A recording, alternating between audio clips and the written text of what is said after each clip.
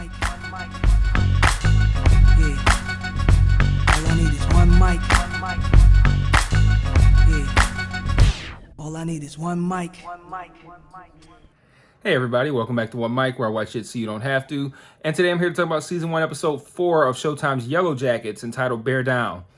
I thought this episode was solid. Not my favorite episode of the season. I had a couple of issues with some of the plot lines in this episode, but there's some stuff in here that I really liked and I found super compelling. So overall, I really did enjoy this episode, but there are a couple of little tidbits that I'm going to poke at a little bit here at the end. But I want to start by talking about Natalie, because I feel like Natalie had a great episode here. Both as adult Natalie and as child Natalie. They did some really interesting stuff with Natalie by cross-cutting between pre-crash and post-crash. And they tied these two time periods together with guns. We see Natalie and Travis essentially showing that they are the best at handling a gun. They have to hunt in order to eat because the one-legged coach only has one leg. And they end up going off and they end up eventually kind of bonding over having shitty dads, which I think was kind of cool. But they cut between them trying to use the gun to hunt with Natalie having a situation where her father, who apparently beats the shit out of both her and her mom, comes home and finds Kevin in her room doing absolutely nothing and totally trips out on them. And they really drag it out, but it ends really well with her ultimately killing a deer to feed the group post crash, and then they pull the trick on us by making us think that she killed her own father, but she messed up because she didn't know how to use the gun because she left the safety on, but then ultimately the dad blows his own head off by mistake. So nice little they faked us out there. I fell for it. I thought it was pretty obvious that they made it pretty obvious that she was going to kill her dad, and they just kind of flipped it on us. And I like tying that with, like, at that time she didn't know how to use the gun and things went wrong, and now she knows how to use the gun and things went right. So I really liked that kind of bonding experience with her and Travis during that time.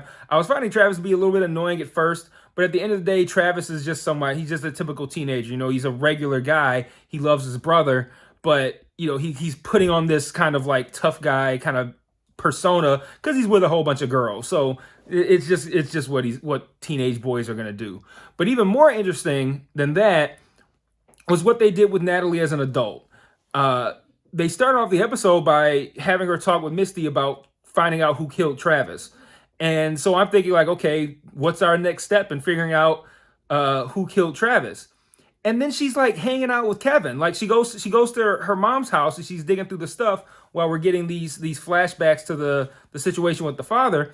And ultimately she pulls out a mixtape from Kevin. Like it says Kevin's mixtape or something like that. And I'm like, what does Kevin have to do with, like, why is she getting a mixtape that Kevin made her? And then they're like at dinner, and I'm like, what happened? I'm sitting there like literally like, what happened to, I thought you wanted to find what happened to Travis. Like, why are you trying to build a thing with Kevin here? Like, I mean, it's obvious that Kevin likes her. We kind of could tell that when she ran into him. I think it was in like episode 2. We could tell that, but you could tell it even more when they're on this date. And he says as much. Like, you had to know I was crazy about you or whatever. And when they reveal what she's really up to, I thought it was really cool. Because, like I said, they faked me out. I'm wondering, like, why are we even seeing her hanging out with Kevin? I thought we were going to be looking into Travis. And then when she says, like, oh, man, I'm just so broke up about Travis, man. I just wish I could know what happened. And he's like, well, I could get the toxicology report because he's a cop. I'm like, oh my God, this whole time, this was all a plan to take advantage of the fact that a cop has feelings for her. And the whole thing, getting the mixtape, it was all performative. The date, everything. I'm like, that is some cold-blooded shit to like take advantage of the fact that that was her friend, like, and she knows that he has feelings for her, and she used him and took advantage of that for her own purposes. And I thought, man, that was some cold-blooded shit. So Yeah, like I come away from this like Natalie's like a real piece of shit, isn't she? But yeah, I thought that was some great stuff, man. I was really impressed by that. I'm interested to see where this whole Travis thing is going. Like they've built up so many different plot lines on this show that could go in all sorts of interesting directions. That is, it's they've almost made it so it's almost impossible for them to fail. Like they've really set up some intriguing stuff. Um, let's see. So I wanted to talk about Natalie first, but there are a few other things I liked about this episode too. Like I really liked the scene where one of the I can't remember who actually finds the plane, but one of them finds a plane and almost chops Jackie to bits. And it was I think it was the religious girl who got in there whose name escapes me at the moment.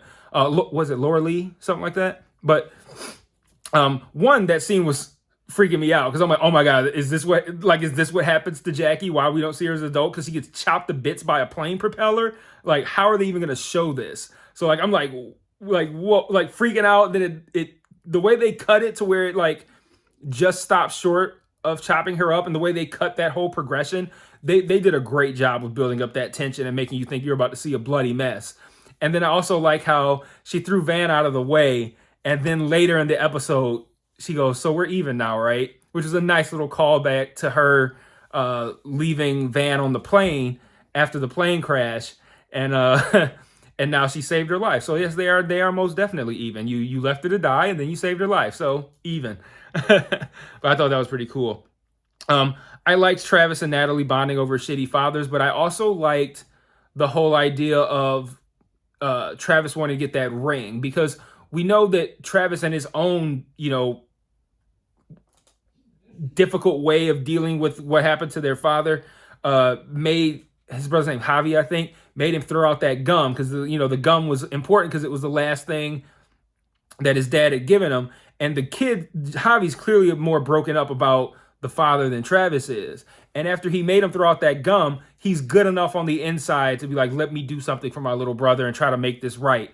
And very extreme to go dig up your father to try to get this ring off. But like, I like the place that came from. And it makes Travis a little bit more of a character that you can feel for.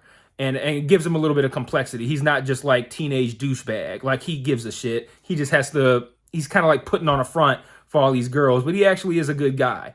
And I also like the fact that Natalie ultimately had to get the ring for him. It's like, okay, not only does she outshoot you, but now you're over here throwing up and she has to get the ring for you. And it's like, and the thing is, it's not like it's a problem that he threw out. I mean, he's like digging up his own, it's not just any old dead body. It's his father. But then the fact that Natalie had to cut the ring off, I'm like, oh my goodness, man. But another thing I liked about this episode is I continue to find Misty to be more and more intriguing. I love what Christina Ricci is doing here. Like, I think Christina Ricci is crushing this role. The scene where she goes up to that reporter, who we know, I believe, is working at least on behalf of Taissa, but she goes up to that reporter and essentially threatens her, like I know you think I'm not somebody you should be scared of, but you should be. And I thought that was pretty cool. I liked her. It almost felt like she was like researching how to be a human, like when she calls Nat to, I guess, like offer condolences for her friend having committed suicide. And she has like this web page open that like says how to talk to people who lost a loved one to suicide. Like, I just thought that was cool because, like, they make jokes about people like Mark Zuckerberg and how he's like a robot and he's like trying to figure out what humans would do. Like, I don't know if you guys have seen that one picture from his video, and there's like a barbecue sauce bottle in like the background on what looked like almost like a bookshelf or something. And it's like, it uses a vision Mark Zuckerberg going like, where do humans put barbecue sauce? This is it. And that's how I looked at Misty. Like, she's so weird that she has to like Google how to like console someone. So I don't know. I just thought that was really cool. And they're just doing such interesting things with Misty. Misty and Natalie are far and away the most interesting characters on this show. Far and away. So a couple of things that I didn't like. I hated everything with Shauna this this episode. This whole thing with Adam is boring me out of my mind. I don't find them interesting. I don't find them entertaining.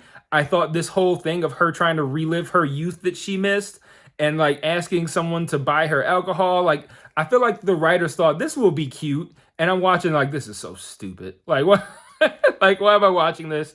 And then like the mini golf, and I'm thinking like at some point this is gonna end up in a place that's interesting, and it never does. Like they're just literally just like having a date, and it's like okay, you know that like she's married, right? Like this, like she's just out here just hoeing around, and it's like okay, yeah, this is entertaining. Like no, it's not. This is boring, and I'm telling you guys, I know she thinks I know we are supposed to believe that this is kind of like not just revenge because we know she's not happy in her relationship, but we know that she thinks that Jeff is cheating on her, and we are supposed to think that as well, and that this is kind of like revenge for that. But I am telling you, this I'm willing to die on this hill. Jeff was doing something innocent, and it's probably something for Shauna. Like he's like meeting with like I said, like a therapist or something like that. Like I'm telling you, it was when this all comes to light, he was doing something nice, and Shauna's gonna look like a complete asshole. But I didn't find this interesting at all. Like it was super boring. I don't like them together. I don't think they're entertaining. I still think there's something up with this Adam guy. He's just too, I don't want to say too perfect because that makes it sound like I like him, but he's perfect within the world of this show for Shauna, from Shauna's perspective. And I just don't buy it. I'm really over this Shauna and Adam shit. And then the preview for next week, like they're still hanging out, and I'm like, oh my God, can we get somewhere with the Adam thing? Because Shauna's too interesting of a character. I'm way more interested in what happened with Shauna and Jackie, or I'm way more interested now, especially in what happened with Shauna and Travis, because she seemed really broken up about hearing about him being dead. So, all that's more interesting than this stupid thing with Adam. So I hope this Adam thing is going somewhere. Like Adam is like actually really just like maybe he's like a private investigator or something, or he's someone nefarious who's getting close to Shauna so he can get information from her. Like that's what I'm hoping is what's happening. But man, can we please get there soon? Because this shit is boring. Adult Taissa didn't get much to do this week either. Like we got a quick shot of Sammy being totally scary and creepy, and then we don't see him again. So we don't further the Sammy thing at all, which kind of sucks. If in an episode that features Taissa a lot, we don't further the Sammy thing at all, which yeah, I didn't, I wish we had. I don't want to say I didn't like it but I wish there had been some more of that. And then there's this whole thing of her trying to suck up to some influential person who's a donor whose endorsement would matter, and she keeps getting asked over and over about what really happened there, and then ultimately that woman is saying like basically in exchange for my endorsement, tell me what really happened there. And Taissa tells her to fuck off, and that's it. And I'm like, well, I don't know. Like, what was the point of this? Like, not too much going on here. Like, I'd probably be harder on this episode if I thought the Natalie and Misty stuff wasn't so good. If the Natalie, Misty, Travis stuff wasn't so good, I'd probably be harder on this episode for the adult Shauna and adult Taissa stuff that we got this week. But that other stuff was really great. Oh, and also it makes me wonder, like, does anybody even care about Taissa's politics? Like, we know that she's, I think she's either currently a senator or running for Senate, and it makes me wonder, like, do people even care about her politics, or is everyone just wanting to get her on the public light so they can ask her what really happened in the wilderness? So, which that does interest me, the idea that no one's interested in Taissa, they just really want to know, what happened there. But that is, it interests me in like this should be a small part of the story sort of way, and not given as much time as it was given in this episode sort of way.